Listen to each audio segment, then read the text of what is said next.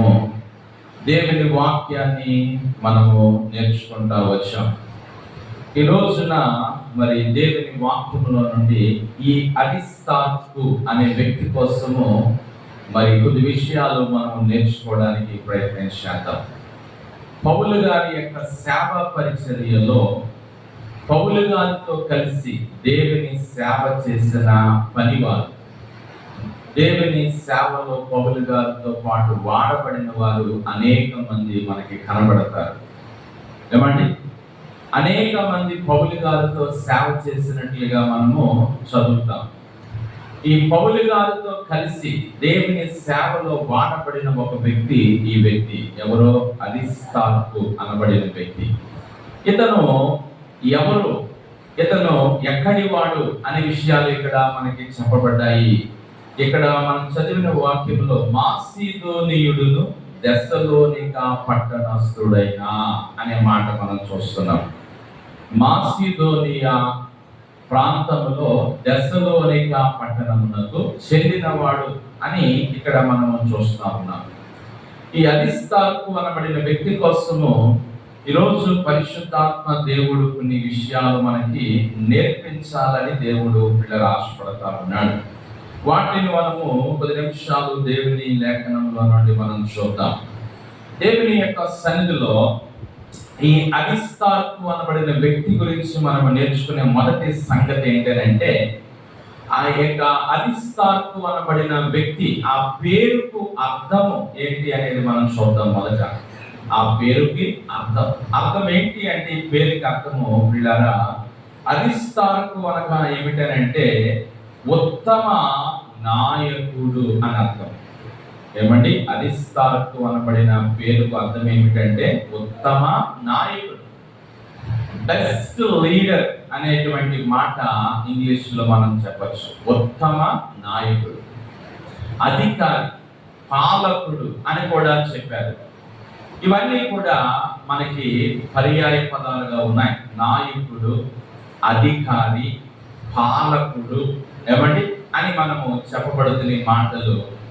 ఈ అరిస్తార్కు అనబడిన పేరుకు అర్థం ఏమిటంటే ఉత్తమ నాయకుడు. నేను చెప్పాను చాలా సార్లు, ప్రతి ఒక్క పేరుకి కూడా ఏముంటది అంటే అర్థం ఉంటుంది. ప్రతి పేరుకి అర్థం ఉంటుంది. మీ పేరుకి అర్థం తెలియకపోతే గూగుల్ అడగని చెప్తారు, నా పేరుకి అర్థం ఏంటని. మన పేరుకి తగినట్లుగా మన జీవితాలు ఉన్నాయా లేదా అనేది మనము ఆలోచన చేయాలి. పిల్లరా, దేవుని సన్నిధానంలో ఈ అరిస్తార్కు అనబడిన పేరుకి బైబిల్లో ఎక్కడ అర్థం ఇవ్వలేదు, కానీ చరిత్రకారులు చెప్తున్న మాట అరిస్తార్కు అనబడినటువంటిది గ్రీక్ పదం. అది ఆ యొక్క పేరు గ్రీక్ భాషకు చెందినటువంటి పేరు.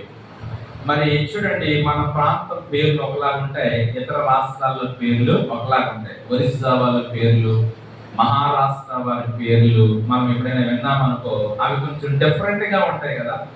మనలాగా రవి, శ్రీను అలాగ ఉండవు. వారి పేర్లు డిఫరెంట్ గా ఉంటాయి. వారి భాషను బట్టి, వారి ప్రాంతాన్ని బట్టి, వారి సంస్కృతిని బట్టి వారి పేర్లు డిఫరెంట్ గా ఉంటాయి. అలాగిన మరి గ్రీకు భాష ప్రకారము ఈ అరిస్తార్కు అనబడిన పేరు అది గ్రీకు భాషకు చెందినటువంటిది అని చరిత్ర చెప్తుంది. గ్రీకు భాషకు చెందినటువంటిది. ఆ గ్రీకులో ఆ పదానికి అర్థం ఏమిటంటే ఉత్తమ నాయకుడు. హల్లెలూయా.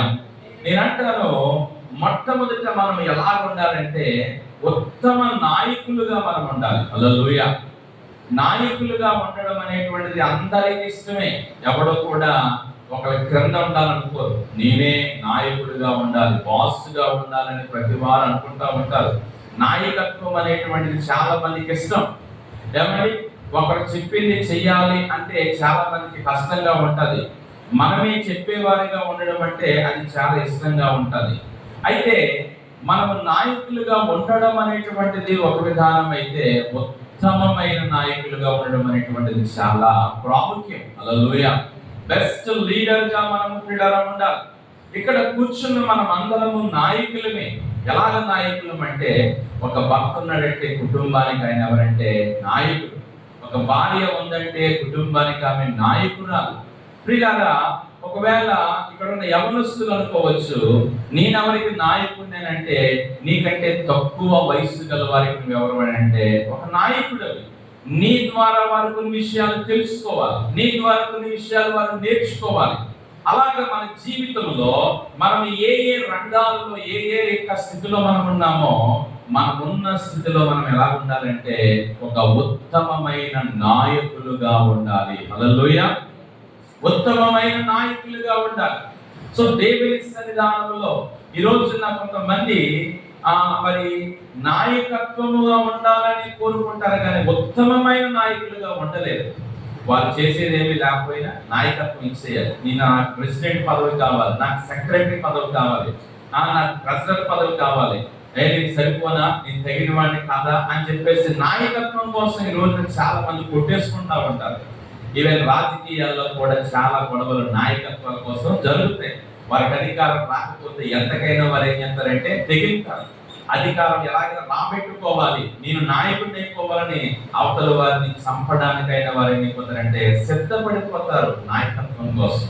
అయితే దేవుని సన్నిధిలో ప్రభు చెప్తున్న మాట ఏంటంటే ఒక మంచి నాయకుడుగా మనము ఉండాలి అని దేవుని యొక్క వాక్యము ఏదైనా మనకి జ్ఞాపకం చేస్తా ఉంది. దేవుని బిడ్డలారా, నిజంగా దేవుని యొక్క సన్నిధిలో మనం ఆలోచన చేసినట్లయితే ఒక నాయకుడు ఎలాగ ఉండాలి అని బైబిల్ గ్రంథంలో చాలా విషయాలు ప్రభు మనకి అనేక సార్లు గ్రంథంలో వ్రాసినట్లుగా మనం చూస్తా ఉన్నాం.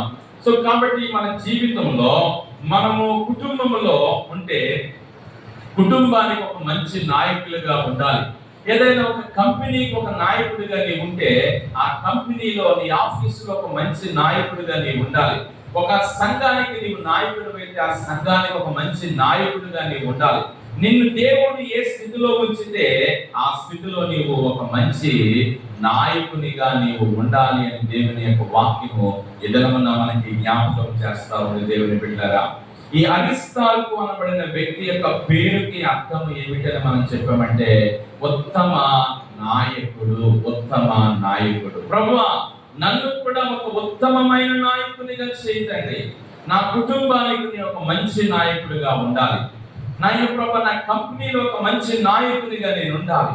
నా నాయకత్వం ద్వారా కొన్ని విషయాలు వారు నేర్చుకోవాలి. నా నాయకత్వం ద్వారా వారికి మంచి ప్రవర్తన కలిగిన వారిగా ఉండాలి ప్రభు అని మనము దేవుని సన్నిధిలో మనము ప్రార్థన చేయవలసిన అవసరత ఉన్నది అని దేవుని యొక్క వాక్యం మీద జ్ఞాపకం చేస్తా ఉంది. బైబిల్ గ్రంథంలో మనం చూసినట్లయితే చూడండి, మరి దేవుని వాక్యంలో కొన్ని విషయాలు మనము నేర్చుకుందాము. బైబిల్ గ్రంథంలో మీరు ఎప్పుడైనా రాజుల చరిత్ర చదివితే, ఇశ్రాయేలు రాజుల చరిత్ర అవన్నీ నేను ఇప్పుడు అందరి గురించి చెప్పను, కానీ యోధా రాజుల చరిత్ర మీరు చదివితే అక్కడ ఆ రాజుల కాలంలో మనకు అర్థమయ్యే సంగతి ఒకటి ఉంటుంది. ఏంటి ఆ సంగతి అంటే, రాజులు పరిపాలించేటప్పుడు కొంతమంది రాజుల కాలంలో ప్రజలకు మేలు జరిగింది, కొంతమంది రాజుల కాలంలో ప్రజలకు ఏం జరిగిందంటే కీడు జరిగింది. హల్లెలూయా! కొంతమంది రాజులు ఎప్పుడైతే పరిపాలించారో ఆ రాజు యొక్క నాయకత్వం ఉన్నంత కాలము ప్రజలు చాలా ఆత్మీయంగా కనపడతా ఉన్నారు. ఆ రాజు కాలం అయిపోయాక ఇంకొక రాజు వచ్చాక ప్రజలు ఏమైపోయారంటే చెడిపోయారు, పాడైపోయారు. చూడండి, బైబిల్ గ్రంథంలో మనం చూసినట్లయితే మరి మొదటి రాజు ఇశ్రాయేలీయులకు సౌలు, తర్వాత దావీదు, తర్వాత సొలొమోను. ఈ ముగ్గురు పరిపాలించిన కాలంలో ప్రియులారా రాజ్యము ఏకముగా ఉంది. సొలొమోను తర్వాత రాజ్యము రెండు భాగాలుగా ఏమైందంటే విడిపోయింది. విడిపోయిన తర్వాత మరి దేవుని వాక్యంలో మనం చూసినట్లయితే రెహబాము అనబడిన ఒక రాజు, యరొబాము అనబడిన ఒక రాజు మనకి కనబడతారు రెండు రాజ్యాలకి. ఆ రెహబాము అనేబడిన రాజు ఇశ్రాయేలీయుల జీవితంలో చాలా భయంకరమైనటువంటి చెడ్డ నాయకుడిగా కనబడతా ఉంటాడు. అతని వలన చాలా నష్టము ప్రజలకు జరిగింది. మరి దేవుని బిడ్డలారా, మరి బైబిల్ గ్రంథంలో మీరు ఎప్పుడు చదివితే అతడు రెహబాము అనేటువంటి రాజును అనుసరించి చెడిపోయేను, పాడైపోయేను, నాశనం అయిపోయిన, పాపము చేసను అని అనేక సార్లు మనం దేవుని వాక్యంలో చదువుతాం. ఎందుకు ఆ మాటలు చెప్పానంటే, నాయకుడు సరి లేకపోతే తన క్రింద ఉన్న వారందరూ కూడా ఏమైపోతారంటే తప్పిపోతారు, పాడైపోతారు. కుటుంబంలో తల్లి తండ్రి ఒక నాయకులు కాబట్టి కుటుంబానికి తల్లి తండ్రి అనబడినటువంటి నాయకులే సరి లేకపోతే పిల్లల ప్రవర్తన ఏమైపోద్ది, పాడైపోతారు. ప్రియులారా, ఒక సంస్థకు నాయకుడు సరి లేకపోతే ఆ సంస్థ క్రింద పనిచేసే వారందరూ కూడా ఏమైపోతారంటే చెడిపోతారు, పాడైపోతారు. ఒక ఉపాధ్యాయుడు విద్యార్థులకు ఒక నాయకుడు కాబట్టి ఉపాధ్యాయుడే సరైన నాయకుడిగా లేకపోతే తన క్రింద ఉన్న విద్యార్థులందరూ కూడా ఏమైపోతారంటే చెడిపోతారు, పాడైపోతారు. ఒక సంఘానికి కాపరి ఒక నాయకుడు కాబట్టి ఆ సంఘానికి కాపరే సరైన నాయకుడిగా లేకపోతే ఆ సంఘములో ఉన్న వారందరూ కూడా చెడిపోతారు, పాడైపోతారు అనే విషయాన్ని మనం తెలుసుకోవాలి. అందుకనే మరి అరిస్తార్కు అనబడిన వ్యక్తి మొదటి సంగతి మనకి ఏం చెప్తున్నాడంటే ఒక ఉత్తమ నాయకులుగా మన ప్రవర్తన ఉండాలి అని ప్రియులారా ఈ దినమున మనకి జ్ఞాపకం చేస్తా ఉంది. దేవుని బిడ్డలారా, బైబిల్ గ్రంథంలో మరి న్యాయాధిపతుల కాలంలో కూడా చాలా మంది న్యాయాధిపతులు ఇశ్రాయేలీయులను పరిపాలించారు. ఆ న్యాయాధిపతుల పరిపాలన కాలంలో చూడండి, గిద్యోను పరిపాలన కాలంలో అక్కడ ఒక సంగతి గిద్యోను ఇలాగ అంటాడు. ఏమని అన్నాడు ఒకసారి చదువుదాం చూడండి. గిద్యోను ఏమంటాడంటే న్యాయాధిపతుల గ్రంథము 8వ అధ్యాయము 8:22 నుంచి చదువుదాం ప్రియులారా. 8:22. అప్పుడు ఇశ్రాయేలీయులు గిద్యోనుతో, నీవు మిద్యానీయుల చేతిలో నుండి మమ్మల్ని రక్షించితివి గనక నీవును నీ కుమారుడును నీ కుమారుని కుమారుడు మమ్మల్ని ఏలవలనని చెప్పేది. అందుకు గిద్యోను, నేను మిమ్మల్ని ఏలను, నా కుమారుడు మిమ్మల్ని ఏలరాదు, యెహోవాయే మిమ్మల్ని ఏలును అని చెప్పాను. హల్లెలూయా. ఇందులో ఉన్న ఆత్మీయ భావం చెప్తాను ఏంటంటే, ఇశ్రాయేలీయులు గిద్యోనుతో అంటున్నారు, నీవు మమ్మల్ని మిద్యానీయుల చేతుల నుండి విడిపించావు కాబట్టి నీవు నీ కుమారుడు తర్వాత కుమారుడు మమ్మల్ని ఏం చేయాలంటే ఎలా నీవు మాకు నాయకుడిగా ఉండాలి అని గిద్యోనుతో అంటా ఉన్నారు. అప్పుడు గిద్యోను దాని విషయంలో చాలా గర్వించలేదు, కానీ అంటాడు, నేను మిమ్మల్ని ఏలను, నా కుమారుడు మిమ్మల్ని ఏలరాదు, యెహోవాయే మిమ్మల్ని ఏలును. హల్లెలూయా. ఇక్కడ ఒక మంచి మాట నేను చెప్పదలిచిన మాట ఏంటంటే, మనందరికి ఒక మంచి నాయకుడు ఎవరంటే దేవుడు. హల్లెలూయా. మన పిల్లల మనందరికి ఒక మంచి నాయకుడు, బెస్ట్ లీడర్, ఉత్తమ నాయకుడు మనకి ఎవరనంటే మన దేవుడే. ఏమండి, ఆయన నాయకత్వంలో మనం నడిపించబడాలి. హల్లెలూయా. నీ ప్రవర్తన అంతటి యందు ఆయన అధికారమునకు ఒప్పుకో అని సామెతల గ్రంథం కూడా దీనిలో మనం చదువుతాం. సో కాబట్టి ఇక్కడ అరిస్తార్కు అనబడిన వ్యక్తి ఒక మంచి నాయకుడు. అయితే మన జీవితానికి నాయకుడు ఎవరంటే మన దేవుడే మనకు ఒక మంచి నాయకుడు.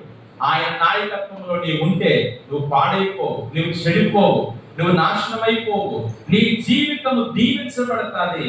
ఆయన నాయకత్వంలో నీవు ఎంతగానో నీవు దీవించబడతావు, ఆశీర్వదించబడతావు అనే విషయాన్ని ఇదన దేవుని యొక్క వాక్యం మనకి జ్ఞాపకం చేస్తా ఉంది. సో కాబట్టి మన జీవితంలో మనము ఒక మంచి నాయకులుగా మనం ఉండాలి, ఒక మంచి నాయకుని క్రింద మనం బ్రతకాలి. అది మొదటి సంగతి. హల్లెలూయా. మనము ఒక మంచి నాయకులుగా ఉండాలి, మనము ఒక మంచి నాయకుని క్రింద మనం ఏమవ్వాలంటే ఉండాలి. ఏమండి, ఒక మంచి నాయకుని క్రింద మనం లేకపోతే మన జీవితం ఏమైపోద్ది అంటే పాడైపోతుంది ప్రియులారా. చూడండి, మరి దేవుని సన్నిధిలో ప్రియులారా, ఈ రోజున మనం ఎవరి యొక్క నాయకత్వంలో ఉంటామో ఆ యొక్క నాయకత్వ వ్యక్తిని బట్టి మనకు విలువిస్తారు. ఏమండి, అతను మంచివాడైతే అతనిని బట్టి మనకి కూడా ఏమొస్తుందంటే విలువ. ఇతను ఫలానా వారి దగ్గర ఉంటాడండి అని చెప్పి ఆయన్ని బట్టి మనం కూడా ఏం చేస్తారంటే గౌరవిస్తాడు. ఆ నాయకుడే సరి లేకపోతే ఆయన్ని బట్టి మనకి కూడా ఏమవుతుంది, చెడ్డ పేరు వస్తుంది. ఈడు కూడా ఆడు తిరిగి వాడేనండి, ఈడు అలాంటి వాడేనండి అన్న పేరు వస్తుంది ప్రియులారా. అందుకని మనం ఈ లోకంలో ప్రియులారా మంచి నాయకుల క్రింద ఉండాలి, మనము కూడా మంచి నాయకులమై ఉండాలి. ఏమండి, ఈ రోజున ఒక తల్లిగా ఒక తండ్రిగా నీవు ఒక మంచి నాయకత్వాన్ని కలిగి ఉన్నావా లేదా ఒకసారి ఆలోచన చేయి. కాబట్టి దేవుని సన్నిధిలో ఈ సంగతి గురించి మనం ప్రియులారా మొదటిగా మనం తెలుసుకున్నాం. అరిస్తార్కు అనబడిన వ్యక్తి పేరుకు అర్థం ఏమిటంటే మంచి నాయకుడు, ఉత్తమ నాయకుడు. హల్లెలూయా. రెండోది, అరిస్తార్కు అనబడిన వ్యక్తి గురించి మనం తెలుసుకునే రెండో విషయం ఏంటో చూద్దాం. చూడండి, పరిశుద్ధ గ్రంథంలోనికి మనం వచ్చినట్లయితే ఫిలోమోనుకు రాసిన పత్రిక మొదటి అధ్యాయం 1వ అధ్యాయం 23-24 చదువుదాం. క్రీస్తు యేసునందు నా తోటి ఖైదీ అయిన ఎపఫ్రా, నా జత పనివానైన మార్కు, అరిస్తార్కు, దేమా, లోకా వందనములు చెప్పుచున్నారు. హల్లెలూయా. ఇక్కడ అరిస్తార్కు అనబడిన వ్యక్తి పేరు కనబడుతుంది. ఎక్కడ కనబడుతుంది అంటే నా జత పనివారైన. హల్లెలూయా. ఏమండి, అరిస్తార్కు ఎవరంటే పౌలుతో పాటు జత పనివాడు, కోవర్కర్ అనే మాట అంటే మరి పిల్లల ఇంగ్లీష్ లో అంటా ఉంటారు. కోవర్కర్ ఏంటినా, దేంట్లో వర్కర్ అయినా, పొలంలోనా, ఏదైనా కంపెనీలోనా, ఏదైనా పిల్లల ఫ్యాక్టరీలోనా కాదు, దేవుని సేవలో జత పనివాడు. హల్లెలూయా. ఏమండి, అరిస్తార్కు అనబడిన వ్యక్తి ఎవరంటే పౌలు గారితో పాటు కలిసి దేవుని సేవ చేసిన జత పనివాడు. హల్లెలూయా. చూడండి, కొన్నిసార్లు మనతో పాటు పనిచేసిన వారు ఉంటారు. మీ ఇద్దరం కలిసి అక్కడ ఉద్యోగం చేసామండి, ఆ కంపెనీలో చేసామండి, ఆ స్కూల్లో చేసామండి చాలా కాలం, ఈవిడ మా యొక్క కోవర్కర్ అండి అని పిల్లరా అంటూ ఉంటారు కదా. సో అలాగున్న పౌలు గారితో పిల్లల దేవుని సేవలో సేవ చేసినటువంటి వాడు ఈ అరిస్తార్కు అనబడిన వ్యక్తి. పౌలు గారు చెప్తున్నాడు తన పత్రిక ముఖంగా ఫిలోమోనికి పత్రిక రాస్తూ, ఫిలోమోను, ఇదిగో నా జత పని వారు నీకు వందనాలు చెప్తున్నారు. అందులో కొంతమంది పేర్లు చెప్పాడు. అందులో ఒక పేరు ఏం పేరంటే అరిస్తార్కు నీకు వందనం చెప్తున్నాడు. ఇతను ఎవరంటే నా జత పనివాడు. హల్లెలూయా. ప్రియులారా, ఈ రోజున రెండో విషయం ఏంటంటే మనమందరము కూడా దేవునితో పాటు మనం ఏమై ఉండాలంటే జత పనివారమై ఉండాలి. హల్లెలూయా. ఏమండి, మనమందరము దేవునితో జత పనివారమై ఉండాలి. దేవుని పని చేసే వారంగా మనం ఉండాలి. దేవుని బిడ్డలారా, బైబిల్ గ్రంథంలోని పౌలు గారు ఒక మాట అంటాడు. ఆ మాట చదువుదాం. చూడండి, పౌలు పరిశుద్ధ లేఖనంలో కొరింథీయులకు రాసిన మొదటి పత్రిక 3వ అధ్యాయము 9వ వచనాన్ని మనం చదువుకుందాం. పిల్లారా, మేము దేవుని జత పనివారమై ఉన్నాము, మీరు దేవుని వ్యవసాయము, దేవుని గృహమునై ఉన్నారు. మేము దేవుని ఏమై ఉన్నాము? జత పనివారం. దేవుని జత పనివారం. ఏమండి, పౌలు గారు ఆయన అంటున్నాడు, మేము దేవుని జత పనివారం. మనమందరము దేవుని జత పనివారం. ఏమండి, దేవుని యొక్క సేవలో ఎవరి పని వారు చేయాలి. నీవు సువార్త చెప్పగలిగితే సువార్త, పాట పాడగలిగితే పాట, వాక్యం చెప్పగలిగితే వాక్యము, వాయిద్యం వాయించగలిగితే వాయిద్యము. ఏమండి, ఏ పరిచర్య నీవు చేయగలిగితే ఆ పరిచర్యలో నీవు దేవుని సేవలో నీవేమై ఉండాలంటే జత పని వారిగా నీవు ఉండాలి అని పిల్లల ప్రభు పిలుస్తా ఉన్నాడు. ఏమండి, ఈ రోజున మనం దేవుని సన్నిధిలో మరి అరిస్తార్కు కనబడిన వ్యక్తి మనకి చెప్పే సంగతి ఏంటంటే అతను పౌలు గారితో జత పనివాడు. ఈ రోజున దేవుని పనిలో నీవు ఒక జత పనివాడిగా నీవు ఉన్నావా లేదా? దేవుని తోటలో నీవు జత పనివాడిగా నువ్వు పని చేస్తున్నావా లేదా అనేది ఒకసారి మనము ఆలోచన చేయవలసిన అవసరత ఉన్నది అని ప్రభు చెప్తా ఉన్నాడు. దేవుని బిడ్డలారా, బైబిల్ గ్రంథంలో పౌలు గారితో పాటు జత పని వారు చాలా మంది, అక్కడ మిగతా వారి పేర్లు ఎవరి పేర్లు అయితే చూసామో వారందరూ కూడా పౌలు గారితో పాటు ఎవరంటే జత పని వారే. ఇంకో మాట కూడా చదువుదాం. ఫిలిప్పీలకు రాసిన పత్రిక 2వ అధ్యాయం 21వ వచనం చదవండి. అక్కడ ఒక ఆయన కనబడతాడు. అందరూ తమ సొంత కార్యములే చూచుకొనుచున్నారు గాని యేసుక్రీస్తు కార్యములను చూడరు. అతని యోగ్యత మీరు ఎరుగుదురు. తండ్రికి కుమారుడు ఎలాగో సేవ చేయునో అలాగే అతడు నాతో కూడా సువార్త వ్యాపకము నిమిత్తము సేవ చేశారు. ఇది తిమోతి కోసం పిల్లల పౌలు చెప్తా ఉన్నటువంటి మాట. 25 చదవండి. మరియు నా సహోదరుడును జత పనివాడును నా తోడి యోధుడును మీ దూతయు నా అవసరమునకు ఉపచరించిన వాడునైన ఎపఫ్రదీతును మీకు యొద్దకు పంపుట అగత్యమని అనుకుంటుని. ఇక్కడ ఎపఫ్రదీతు అనబడిన వ్యక్తి కోసం పౌలు చెప్తున్నాడు. అతను ఎవరంటే నా జత పనివాడు. సో కాబట్టి దేవుని బిడ్డలారా, ఈ దినమున మనం గమనించవలసిన సంగతి ఏంటంటే, దేవుని సన్నిధిలో దేవునితో పాటు మనం ఏం చేయాలంటే జత పని వారిగా పని చేయాలి. ఏమండి, ఏ పని నువ్వు చేయగలవు దేవుని కోసం? ఏ పని నాకు రాదండి అని చెప్పడానికి మనం సరిపోం. ఏదో ఒక పని మనం దేవుని కొరకు మనము చెయ్యాలి. ఏదో ఒక పని మనం చెయ్యాలి. నాకు ఏ పని రాదు అంటే అది దేవుడు పిల్లగా అంగీకరించాడు. నిన్ను దేవుడు ఏదో ఒక పని కొరకు దేవుడు తప్పకుండా నిన్నేం చేసుకుంటాడంటే వాడుకుంటాడు. నువ్వు చెయ్యాలి దేవుడి కొరకు పని అనే ఆశ నీకు ఉండాలి తప్ప, ఆయన ఏదో ఒక పని నిమిత్తము దేవుడు నిన్ను ఏం చేస్తారంటే ఆయన వాడుకునేటువంటి దేవుడై ఉన్నాడు దేవుని బిడ్డలారా. కాబట్టి ఈ అరిస్తార్కు అనబడిన వ్యక్తి దేవుని యొక్క సన్నిధిలో పౌలు గారితో పాటు ఇతను ఎవరంటే జత పనివాడు. ఈ రోజు నా ప్రభు సన్నిధిలో అయ్యా నీతో కలిసి నేను పని చేయడానికి నాకు సహాయం దయచేయండి. బైబిల్ గ్రంథంలోని ప్రియులారా, కొంతమందితో కలిసి పని చేయడాన్ని బట్టి వారి జీవితంలో ఎంతగానో దీవించబడినట్లుగా ఆశీర్వదించబడినట్లుగా మనం దేవుని యొక్క లేఖనంలో మనం చూస్తా ఉన్నాం. ఒకటి, అరిస్తార్కు అనబడిన వ్యక్తి యొక్క పేరుకి అర్థం ఉత్తమ నాయకుడు. 2, అరిస్తార్కు ఎవరంటే పౌలు గారితో జత పనివాడు. 3వది, ఈ యొక్క అరిస్తార్కు అనబడిన వ్యక్తి ఎవరు అని అంటే కొలస్సీలకు రాసిన పత్రికలోనికి రండి. అక్కడ మరొక మాట ఇతని కోసం చెప్పబడింది. కొలస్సీలకు రాసిన పత్రిక 4వ అధ్యాయము 10వ వచనాన్ని మనం చదువుదాం. నాతో కూడా చెరలో ఉన్న అరిస్తార్కును బర్నబాకును సమీప జ్ఞాపకతి అయిన మార్కును మీకు వందనములు చెప్పుచున్నారు. చాలండి ప్రియులారా, నాతో కూడా చెరలో ఉన్న అరిస్తార్కు. హల్లెలూయా. ఏమండి, పని చేయడమే కాదు, పౌలు గారితో పాటు ఇతను ఏమి అన్నాడంటే చెరలో ఉన్నాడు. ఈ అరిస్తార్కు అనబడిన వ్యక్తి ఏమండి దేవుని సేవలో చెరసాలలోకి వెళ్ళాడు. దేవుని సేవ చేస్తున్న కాలంలో పౌలు గారితో పాటు ఎక్కడికి వెళ్ళాడండి? చెరసాలలోకి వెళ్ళాడు, జైలులో వెళ్ళాడు.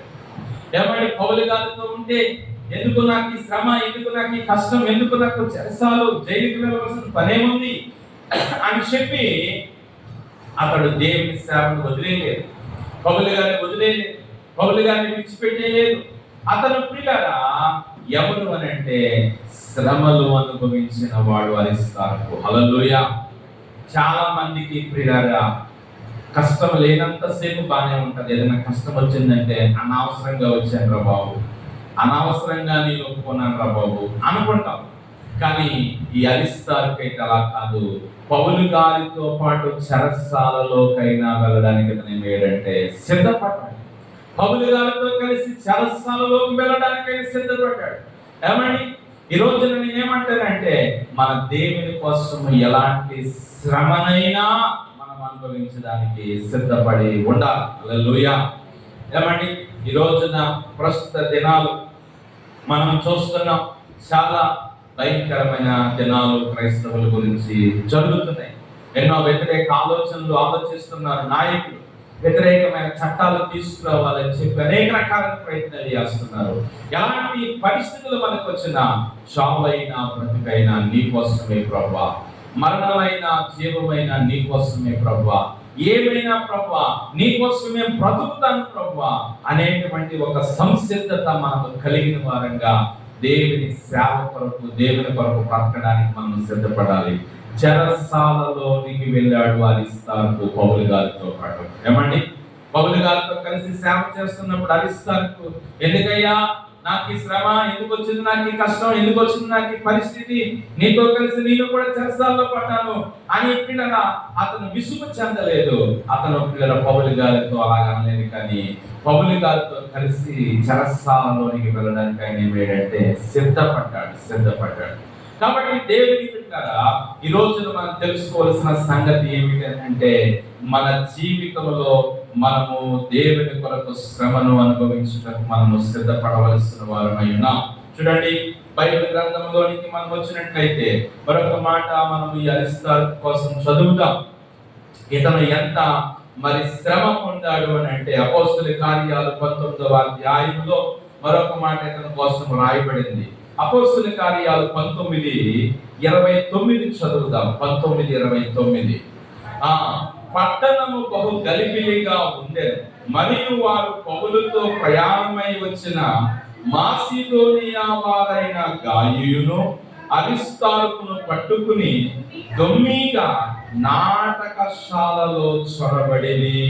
హల్లెలూయా.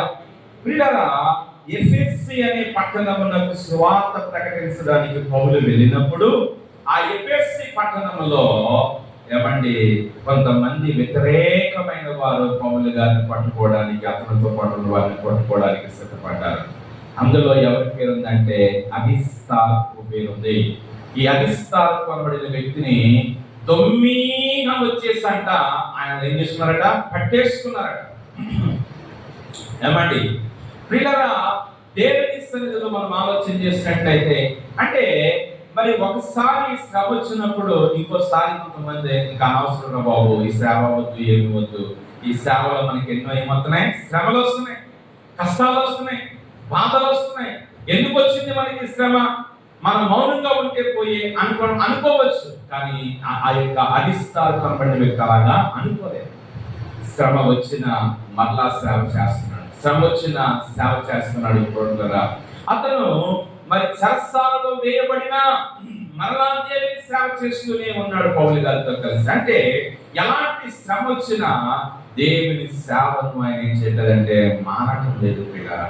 ఈ రోజున దేవుని కొరకు మనం ఎలాంటి శ్రమలు ఎదురైనా ఆయన వదలకూడదు, ఆయన విడిచిపెట్టకూడదు, ఆయన పని మనం మానకూడదు. శ్రమైన, కష్టమైన, భారమైన, ఇరుకైన, ఇబ్బంది అయినా, వ్యాధి అయినా, శోధనైనా, ఏదేమైనా పిల్లరా మన ప్రాణం ఉన్నంత వరకు దేవుని కొరకే మనము జీవించాలి. హల్లెలూయా. ఈ యొక్క అరిస్తార్కు కనబడిన వ్యక్తి శ్రమలు పొందిన వ్యక్తి, దేవుని కోసం శ్రమలు పొందిన వ్యక్తి, దేవుని కోసం శ్రమలు అనుభవించిన వ్యక్తి. తన ప్రియులారా చెరసాలలో వేయబడ్డాడు. ఏమండి అతను పట్టుకుని కొట్టారు, అతన్ని చాలా బాధించారు, హింసించారు. అయినప్పటికీ పిల్లరా దేవుని కోసం అతను నిలబడ్డాడు. దేవుని బిడ్డలారా, ఈ రోజున మనము దేవుని సన్నిధిలో మనము గమనించాలి, మనము గ్రహించాలి. దేవుని యొక్క వాక్యం మనకు సెలవిచ్చే మాట ఏమిటి అని మనం చూసినట్లయితే, అరిస్తార్కు అనబడిన వ్యక్తి ఎవరు అని మనం చూస్తే, ఒకటి అతను ఉత్తమ నాయకుడు, రెండు పౌలు గారితో చెత్త పనివాడు, మూడవది చెరసాలలో వేయబడ్డవాడు లేక శ్రమలు అనుభవించిన వాడు అని మనం చెప్పవచ్చు. దేవుని బిడ్డలారా హల్లెలూయా. సో దేవుని బిడ్డలారా, దేవుని వాక్యంలో మనం ఆలోచన చేసినట్లయితే చివరిగా నాలుగవదిగా అరిస్తార్కు అనబడిన వ్యక్తి ఎవరు అని మనం చెప్పవచ్చు అని మనం చూసినట్లయితే, ఇతను ప్రియులారా దేవుని సన్నిధిలో ఒక మంచి ఆత్మీయుడు. హల్లెలూయా. ఎవరండి? ఒక మంచి ఆత్మీయుడు. ఇతను ఏదో పై భక్తి కలిగినటువంటి వాడు కాదు. ఎలా చెప్పగలమని అంటే, అతను జీవితాన్ని మనము జ్ఞాపకం చేసుకున్న అంశాలను బట్టి ఇతను ఒక మంచి ఆత్మీయత కలిగిన వాడు. హల్లెలూయా. ఎందుకని అంటే పౌలు గారితో చెత్త పని వారు కొంతమంది ఉన్నారు. కొంతమంది పౌలు గారు వదిలేసి వెళ్ళిపోయారు. దేవ ఇహలోకమును స్నేహించి నన్ను విడిచి దశలోనికకు వెళ్ళాను అని మనం తిమోతి పత్రికలో మనం చదువుతాం ప్రియులారా. అయితే మరి ఇతను దేవుని పెట్టిన పౌలు గారిని వదిలేయలేదు, విడిచిపెట్టలేదు. ఇతను ఒక మంచి ఆత్మీయత కలిగిన వాడు. ఈ యొక్క అరిస్తార్కు అనబడిన వ్యక్తి హల్లెలూయా మంచి ఆత్మీయత గలవాడు. నేను అంటాను, దేవుని సన్నిధానంలో ప్రియులారా అరిస్తార్కు కొరకు చెప్పబడినటువంటి వచనాలు ఏమైతే మనం చదివేమో, ఎక్కడా కూడా అతని గురించి ఏ విధమైన మరి పిల్లల బలహీనమైన మాట పౌలు గారు చెప్పలేదు. ఇతను అలాంటి వాడు ఇలాంటి వాడని చెప్పలేదు. అతని కోసం మంచి విషయాలను పౌలు గారు చెప్పినట్లుగా మనం దేవుని వాక్యంలో మనం చూస్తా ఉన్నాం. ఈ రోజున మన జీవితంలో చివరిగా మనం ఒక మంచి ఆత్మీయత కలిగిన బిడ్డలముగా ఉండాలి. ఒక మంచి ఆత్మీయ జీవితాన్ని మనం కలిగిన వారముగా మనం ఎప్పుడైతే ఉంటామో మన ఆత్మీయ జీవితాన్ని బట్టి దేవుడు మనల్ని ఆయన ఆశీర్వదించేటువంటి దేవుడు అనే సంగతిని మనం తెలుసుకోవలసిన అవసరత ఎంతైనా ఉన్నది. దేవుని బిడ్డలారా అంటాడు కదా, నీ నీతికి తగినట్లుగా నీ నివాస స్థలమును వర్ధిల్లింపజేస్తాను. ఏమండి, నీ నీతికి తగినట్లుగా, నీ భక్తికి తగినట్లుగా, నీ ఆత్మీయతకు తగినట్లుగా దేవుడు నిన్ను ఆశీర్వదిస్తాడు. నువ్వేదో అంతంత మాత్రం భక్తి చేసేసి అనేకమైన దీవులు వచ్చి పడిపోవాలని నేను అనుకుంటే అవి రావు. మన భక్తిని బట్టి, మన ఆత్మీయతను బట్టి, మన నమ్మకత్వాన్ని బట్టి దేవుడు మనల్ని దీవించేటువంటి దేవుడు, ఆశీర్వదించేటువంటి దేవుడు అనే విషయాన్ని ఈ దినమున దేవుని వాక్యం మనకి జ్ఞాపకం చేస్తూ ఉంది. కాబట్టి పిల్లరా, అరిస్తార్కు అనబడిన వ్యక్తి ఒక మంచి ఆత్మీయత కలిగిన వాడు కాబట్టి పౌలుతో పాటు చెరపని వాడిగా పనిచేశాడు. పౌలుతో పాటు చెరసాలలోనికి వెళ్ళాడు, శ్రమలు అనుభవించాడు. ఇదినాని మన జీవితంలో మనం కూడా ఒక మంచి ఆత్మీయత కలిగిన వారం అయితే మన భక్తి జీవితంలో ఒక ఉన్నతమైన ఆత్మీయ స్థితిని మనం పొందుకోగలుగుతాం. దేవునికి స్తోత్రం, హల్లెలూయా.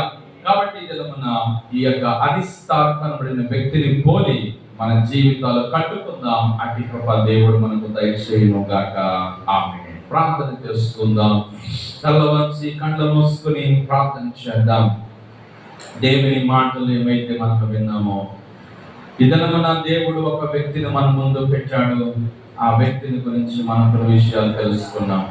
ప్రభువా, అరిస్తార్కు అనబడిన వ్యక్తి వలె మా జీవితాలు ఉండడానికి సహాయం చేయండి. నన్ను కూడా ఆయన వలె మార్చు.